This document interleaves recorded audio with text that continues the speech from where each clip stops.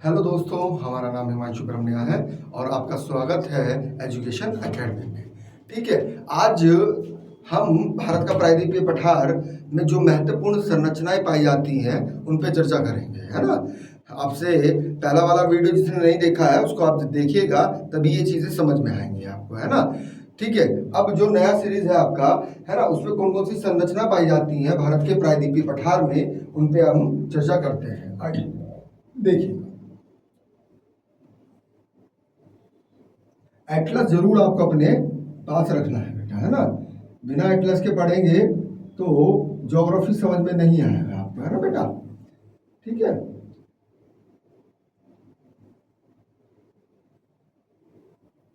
ये आपका क्या है सर? इंडिया है।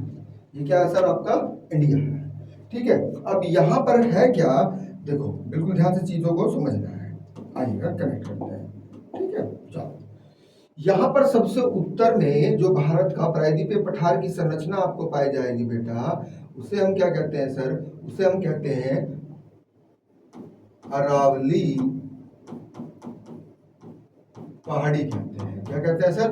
अरावली पहाड़ी इसको बोला जाता है। 3 श्रेणियों के रूप में है। उसी के बाद इसी के जस्ट नीचे आपको एक संरचना और मिलेगी बेटा, जिसे आप क्या कहते हैं सर? इसे आप कहते हैं विंध्यन चल पर्वत कहते हैं। क्या कहते हैं सर? विंध्याचल पर्वत। इसी के जस्ट नीचे एक संरचना आपको 3 श्रेणियों के रूप में मिलेगी, उसे ही हम क्या कहते हैं सर? इसे ही हम कहते हैं आपका मोस्ट इंपॉर्टेंट है बेटा, सतपुड़ा। क्या कहते हैं सर? सतपुड़ा पर्वत कहते हैं। क्या कहते हैं सर? सतपुड़ा पर्वत कहते हैं।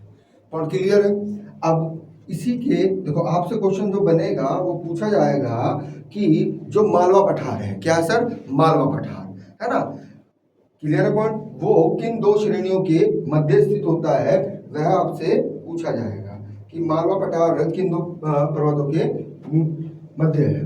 तो जो मालवा पठार होता है बेटा, वो आपका हमेशा और हमेशा, इसे अलग कलर से ले लेते हैं, है ना, दिखाने के लिए इसको अलग कलर से ले लेते हैं, मालवा पठार। अब जो मालवा पठार होगा बेटा आपका, वो हमेशा और हमेशा अरावली और विंध्याचल के बीच में जो मिलेगा आपको, वो कौन सा बनेगा सर? वही आपका मालवा पठार बनता है। क्या बनता है सर? मालवा पठार बनता है। क्या बना बेटा? मालवा पठार। ठीक है, इसी के जस्ट नीचे अब आप चलेंगे तो देखिएगा, यहाँ पर एक आपको बिल्कुल, है ना, भारत का सबसे लंबा पर्वत पूर्णतः स्थित, भारत का सबसे लंबा पर्वत पूर्णतः स्थित, है ना, भारत में पूर्णतः स्थित सबसे लंबा पर्वत आपको मिलेगा बेटा, पश्चिमी घाट पर्वत। क्या मिलेगा बेटा? पश्चिमी घाट पर्वत मिलेगा। क्या मिलेगा बेटा? पश्चिमी घाट पर्वत मिलेगा। पॉइंट क्लियर है? इसी के जस्ट अब पूर्व में चलेंगे आप, है ना। यहाँ पर ये पर्वत क्या है सर? ये पर्वत आपका खटा छठा है। इसे ही हम क्या बोलते हैं? इसे ही हम बोलते हैं पूर्वी घाट पर्वत। क्या बोलते हैं बेटा? पूर्वी घाट पर्वत इसको बोला जाता है। पॉइंट क्लियर है? ये आपका पश्चिमी घाट पर्वत है, ये आपका पूर्वी घाट पर्वत है। क्योंकि हुआ क्या सर, ये कटा छटा क्यों है? क्योंकि नदियों ने क्या कर दिया है बेटा, इसको अपर्दित कर दिया है, काट छाट दिया है। क्योंकि भारत का जो प्रायद्वीपीय पठार है, जो उसका ढाल है, वो पूर्व की ओर है। नदियां क्या दर्शाती हैं? नदियां ढाल को ही तो दर्शाती है ना बेटा, है ना। तो जो भारत की प्रायद्वीपीय पठार की नदियां होती हैं वो पूर्व की ओर है। तो उसी के कारण क्या हुआ है सर, जो आपका पूर्वी घाट पर्वत है बेटा, उसको क्या कर दिया गया है? उसको काट छाट दिया है। किसने सर? नदियों ने उसको काट छाट दिया है। पॉइंट क्लियर है यहाँ तक? चलो, अब होता क्या है सर, है ना, अगली स्लाइड, इसका स्क्रीनशॉट लेना है तो ले लीजिएगा आप, है ना। इसमें घोष पोछ नहीं करेंगे, अगले में चलेंगे। ठीक है, स्क्रीनशॉट आप ले लीजिएगा। ठीक है, चलो आगे चलते हैं, अगला फैक्ट देखते हैं। अब क्या है सर, बिल्कुल ध्यान से चीजों को समझना है ना।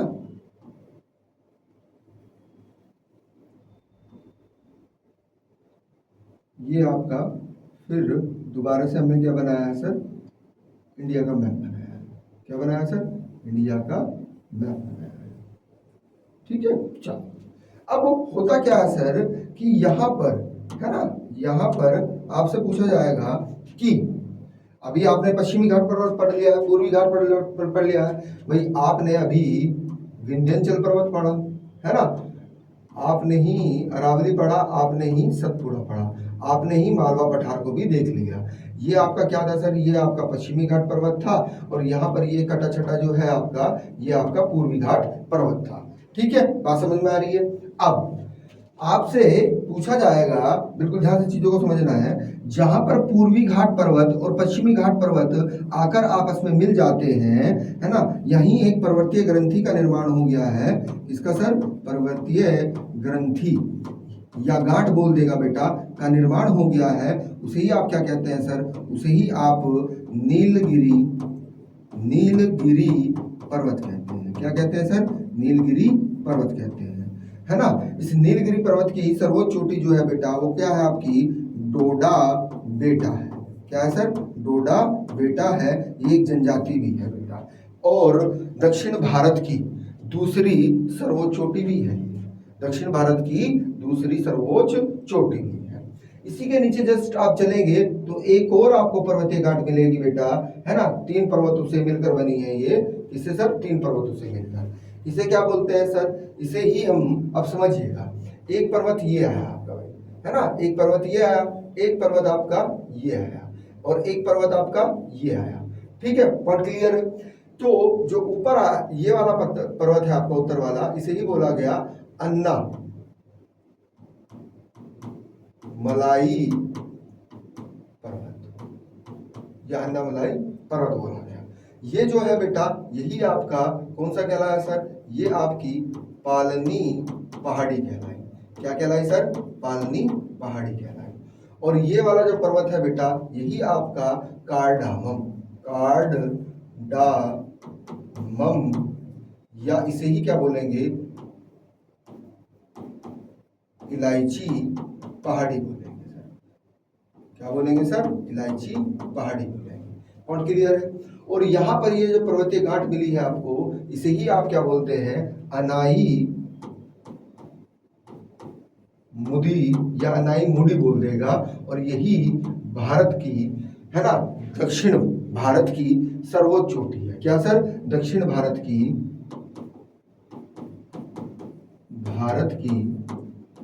सर्वोच्च चोटी।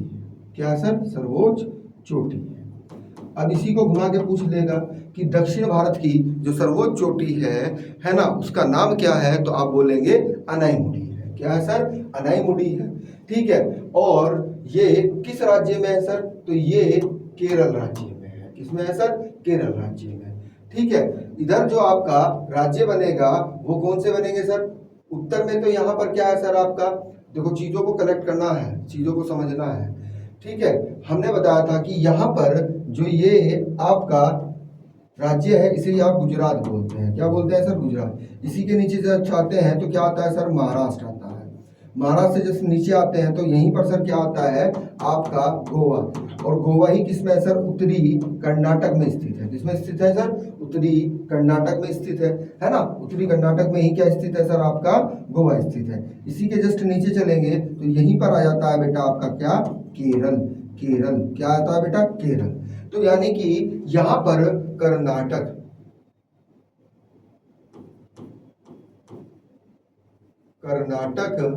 और नीचे क्या है सर आपका, केरल। क्वेश्चन बना देगा और बना हुआ है। और इधर जो राज्य है आपका, ये वाला जो राज्य बना है बेटा, ये कौन सा है आपका, तमिलनाडु। क्या है बेटा, तमिलनाडु राज्य है बेटा। तो तमिलनाडु राज्य और कर्नाटक और केरल के बीच में जो सीमा बनाता है ना, तमिलनाडु के बीच में जो सीमा बनाते हैं, तो वो आपका अन्नामलाई पहाड़ी होगी बेटा, और कार्डामम पहाड़ी हो गई, है ना। जबकि पालनी पहाड़ी का पूर्णतः विस्तार कहां पर है सर, तमिलनाडु में है। पालनी पहाड़ी का पूर्णतः विस्तार कहां पर है सर, याद रखना है, तमिलनाडु में है। इसे कूट में करके दे देता है। ठीक है, चलेगा। यहां तक बताइएगा, बात समझ में आया कि नहीं आया, क्रिस्टल क्लियर है। आगे चले, ठीक है, स्क्रीनशॉट लेना है तो आप ले सकते हैं। ठीक है, चलिएगा आगे चलते हैं, अगला फ्रेंड देखते हैं। अब क्या है सर, अब कुछ पठार भी बचे हैं तो उनको भी कनेक्ट कर लेते हैं। जो भारत के प्रायद्वीपीय पठार के अंतर्गत आते हैं उन पठारों पर भी थोड़ी चर्चा कर लेते हैं, है ना, वहां से क्या क्या क्वेश्चंस बनते हैं। ठीक है, चलिए अब यहां पर आपका जो सबसे इंपॉर्टेंट है बेटा वो है आपका छोटा नागपुर पठार, है ना, क्या है सर, छोटा नागपुर पठार, है ना, इसे ही भारत का रूर प्रदेश कहते हैं। इसे क्या कहते हैं सर, भारत का रूर प्रदेश कहते हैं। क्या कहते हैं सर, भारत का रूर प्रदेश। रूर प्रदेश क्यों कहते हैं, क्योंकि सर जितने भी महत्वपूर्ण खनिज हैं वो सब यहीं पर मिलते हैं, जितने भी महत्वपूर्ण खनिज हैं वो सब यहीं पे मिलते हैं। होता क्या है सर, ये रूर जो है, समझिएगा बात को, है ना, यहाँ इटली में, कहा सर, इटली, सॉरी इटली बोल रहे हैं, जर्मनी में एक पर्वत है बेटा जिसे हम कहते हैं ब्लैक फॉरेस्ट पर्वत कहते हैं। यहां से एक नदी निकलती है और उत्तर में प्रवाहित होती है और उत्तरी सागर में अपना जल गिराती है। किसमें सर, उत्तरी सागर में अपना जल गिराती है। इस नदी को ही हम कहते हैं राइन नदी। क्या कहते हैं सर, राइन नदी इसको बोला जाता है, जो जर्मनी में बहती है। फिर इसकी एक सहायक नदी है बेटा, है ना, इसी की एक सहायक नदी है जिसे हम कहते हैं रूर नदी। तो रूर नदी अपना जल किसमें गिराती है सर, राइन नदी में।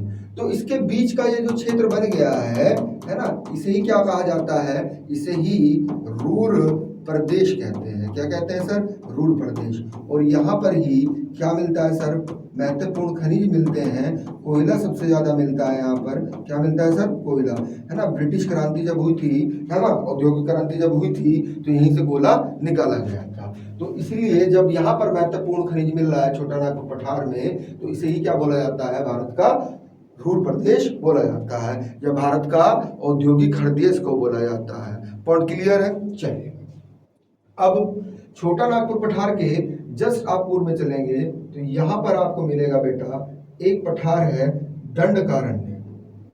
दंडकारण्य पठार, क्या सर, दंडकारण्य पठार है। इसी के जस्ट नीचे चलेंगे आप तो यहाँ पर एक पठार मिलेगा आपको जिसे हम क्या कहते हैं सर, बस्तर का पठार। किसका पठार, बस्तर का पठार कहते हैं। ठीक है, और बस्तर का पठार क्यों फेमस है, यहाँ पर ही सर्वाधिक क्या पाया जाता है, टीन पाया जाता है। ठीक है, जब आप कर्नाटक पढ़ रहे थे तो कर्नाटक में कौन सा पठार पाया जा रहा था, कर्नाटक पठार पाया जा रहा था बेटा। कौन सा पठार, कर्नाटक पठार। इधर यहाँ पर आपको आंध्रा में भी क्या मिलेगा सर, आंध्रा पठार मिलेगा, आंध्रा पठार मिलेगा सर।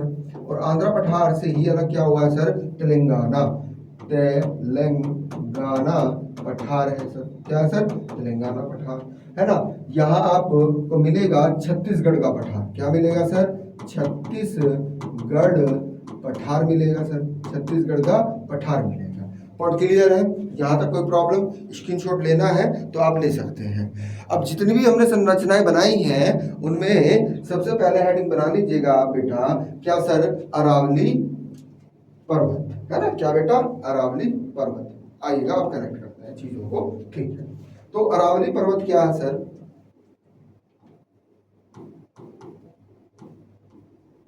अरावली पर्वत।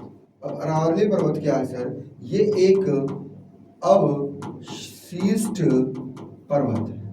क्या है सर, अवशिष्ट पर्वत है। ये बताया जाता कि ये हिमालय से भी 3 गुना बड़ा था, लेकिन वर्तमान में क्या है सर, वर्तमान में जो उसकी लंबाई है लगभग 800 किलोमीटर है।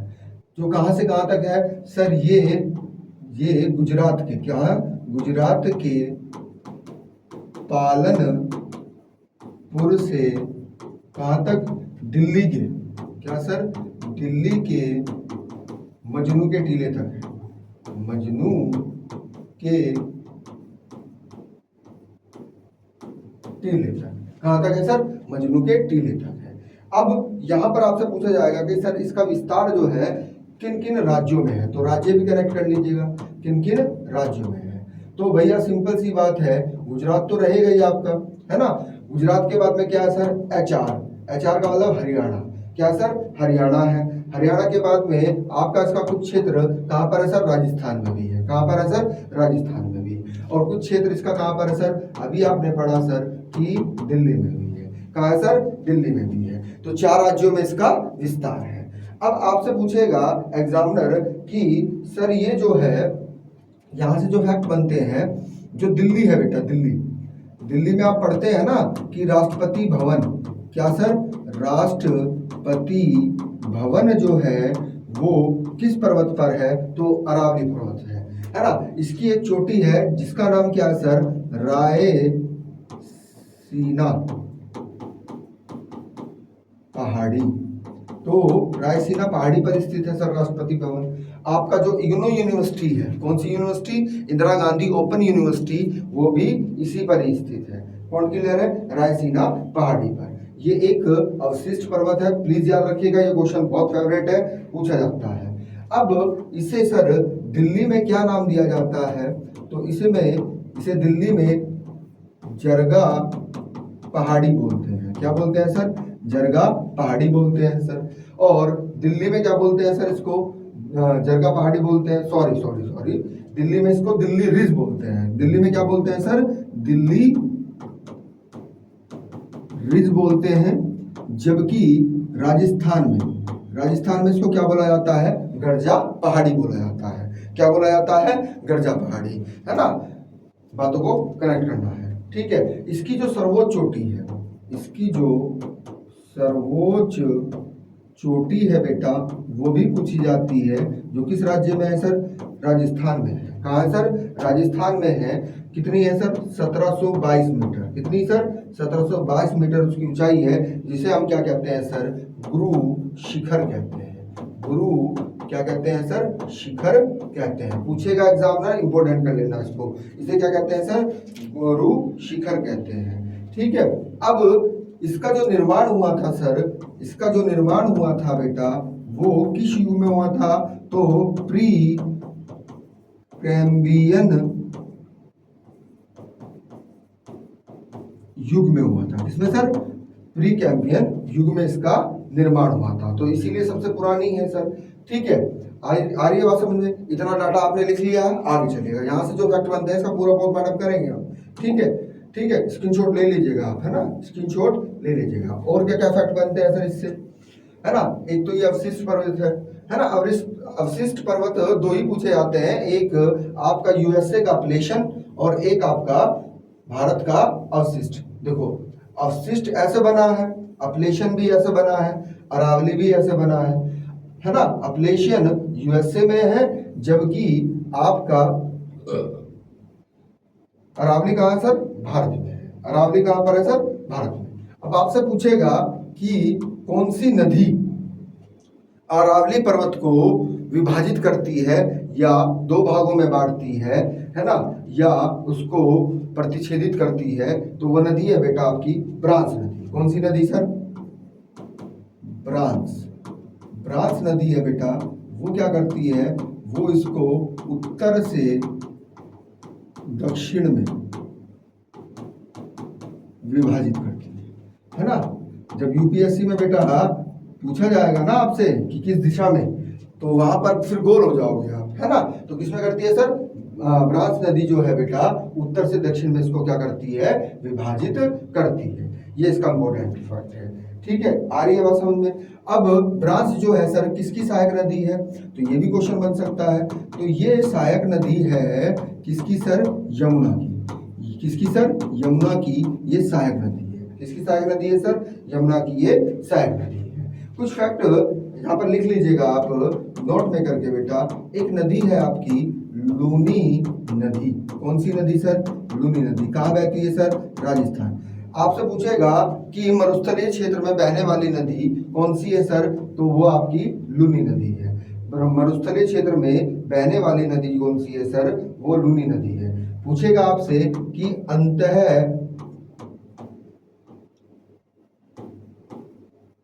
अंतः अपवाह प्रतिरूप कौन सी नदी बनाती है? तो वह है आपकी लूनी नदी। क्या है सर? लूनी नदी, ठीक है। लूनी नदी क्या करती है सर? अंतः अपवाह प्रतिरूप बनाती है, यानी कि भूमि के अंदर बहती है। आपसे पूछेगा कि कच्छ के रन में विलीन कौन सी नदी हो जाती है? कच्छ के रन में विलीन कौन सी नदी हो जाती है सर? तो वह है आपकी बेटा अरावली नदी। पॉइंट क्लियर है? आपसे क्वेश्चन बनेगा कि समुद्र तट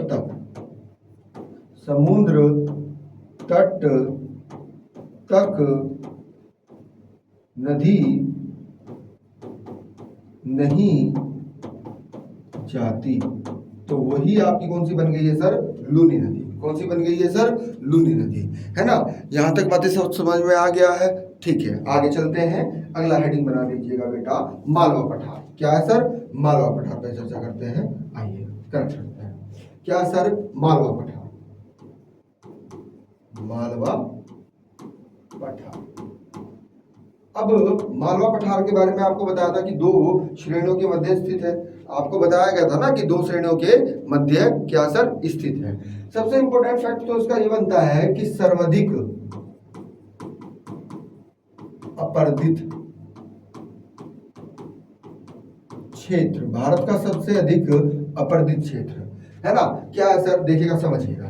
जो चंबल है और चंबल की सहायक नदियां हैं, उन्होंने इस मालवा पठार को काट छाड़ दिया है। नालियों के रूप में इस तरह की कुछ संरचना बन जाती है ना?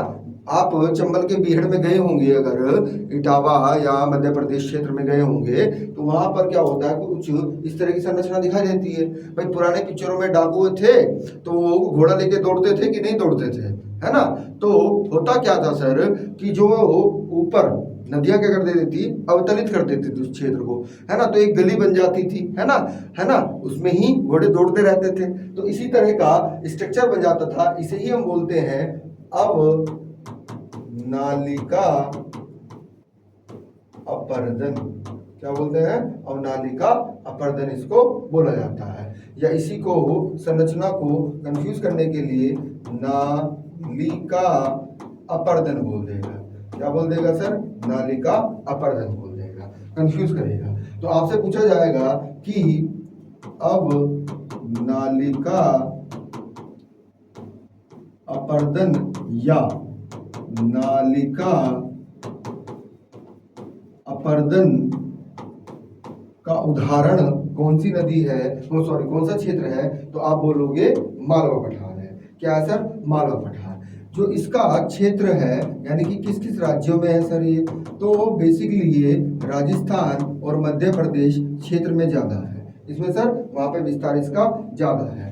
तो मालवा पठार को क्या किया है सर? जो चंबल है, चंबल व उसकी सहायक नदियों ने क्या कर दिया है बेटा? इसको काट छाट दिया है। काट छाट दिया है ना? आ रही है बात समझ में? काट छाट दिया है। पॉइंट क्लियर है? आ रही है बात समझ में? कोई दिक्कत को परेशानी? चलो, अब पूछा जाएगा आपको कि जो इसका निर्माण हुआ है, मालवा पठार का जो निर्माण हुआ है, वो किस चट्टान से हुआ है? तो आपका आंसर होगा बेसाल्ट। क्या बेटा? बेसाल्ट।